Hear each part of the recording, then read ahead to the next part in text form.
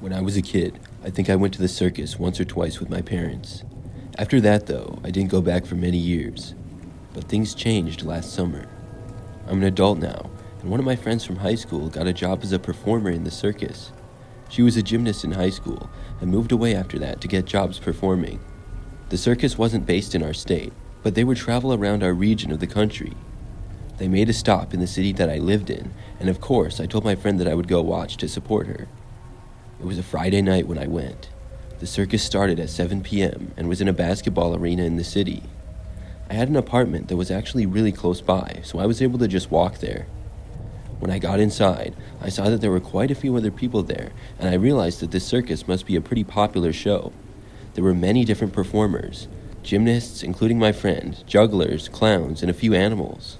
I think that the show lasted about 2 hours or so, and when it ended, I was able to go down to a closer seat to see my friend. We spoke for a few minutes, and then I left to walk back home. It was roughly 9:30 when I left. There was still a decent crowd of people just outside the arena who had also been to the circus, including this one guy who was dressed as a clown that I noticed. I'm not sure if he had been in the circus or if he just got dressed as a clown for it. I took the main walkway outside the arena to a sidewalk, and I would have to take that for a couple of blocks. As I walked on that, the crowd quickly disappeared, and it soon turned into a quiet night. After going a few blocks, I turned to take another street. That's when I noticed that the clown was behind me. He was walking all by himself on the sidewalk, like 100 feet back. At this point, we were the only two people on the sidewalk. It seemed a little bit creepy immediately, but I wasn't too concerned. The guy had a full clown costume, including a wig and a rubber nose, and his face was painted. I kept walking and got within about 5 minutes of my place. When I did, I looked behind myself just out of curiosity. The clown was still behind me, and now only about 50 feet back. I got a bad feeling when I saw this. I had several questions about what was going on, but I chose to just keep walking at my normal pace. It was when I had made it back to my block that I started to hear his footsteps gaining on me. He had to be like 20 feet back now, but I didn't look. The clown was gaining on me, and I was just about at my apartment. I was afraid that he would follow me inside, and instead of going in, I kept walking right past it. He was getting even closer, and I couldn't help it anymore, so I looked behind me. When I did, I saw the clown guy was walking extremely fast and was literally right behind me. I started sprinting at that point, and the clown did as well. He was now running after me as we both ran down the quiet sidewalk. I ran as fast as I possibly could, and the clown seemed to be keeping pace with me for the most part. He was maybe 10 feet behind me. I got to the end of the street and then took a turn going into a nearby park. This park had a little grassy area with benches, a sidewalk, and a little woods. I ran into the park down the path and then off into the woods. The clown kept going behind me. Then I ran straight further into the woods, and the clown didn't go in, but stopped at the path just outside of it. As I kept going, I heard him start to laugh. His voice was kind of deep, and it really creeped me out. I made it through the other side of the woods, and there was another apartment complex there. I had run to that apartment complex because one of my friends that I knew lived there. I called them as quickly as I could when I made it into their parking lot. I was hoping that the clown would not go through that woods after me.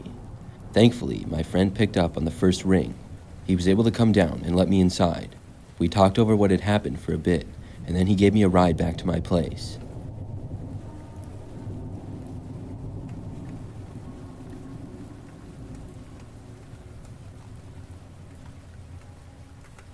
This happened many years ago when I was a kid. It was the summer of 2005, and I was 10 years old. I remember that the circus was in town, and my parents took my two sisters and I one night. It was at this big indoor stadium, and there were probably thousands of other people there. They had concession stands and everything, just like it was a sports game.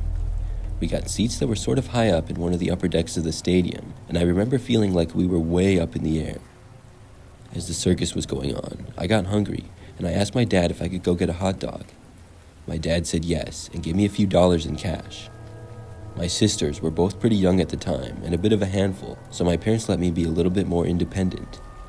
I left our seating area and then walked to find the concessions. There were quite a few other people walking around.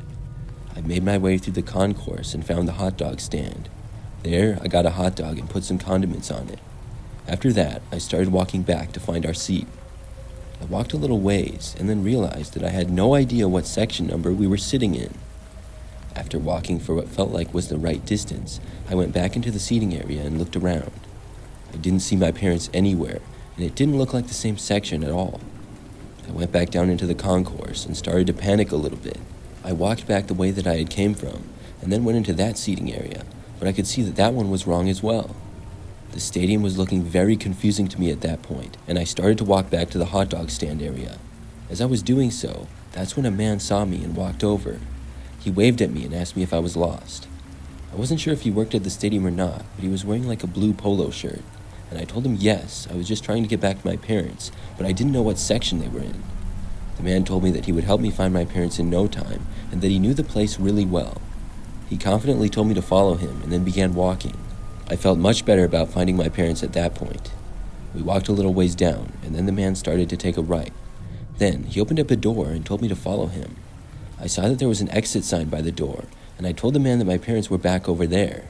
I pointed to where I thought they were. The man said that he was leading me to my parents and then reached his hand out. I knew something was wrong, and I started to just walk away from the guy. I heard him telling me to come back, but I wasn't going to. I started running, and I found the first area of seating that I could find. I ran through there really just to get away from the man, but when I got out, I looked around, and I actually saw my parents. That was a really lucky break looking back. I went back to them and sat back down. We watched the rest of the circus and then went home afterwards, and I didn't see the guy again. I realized that there was a good chance he was trying to kidnap me, and hopefully he didn't try to kidnap anybody else.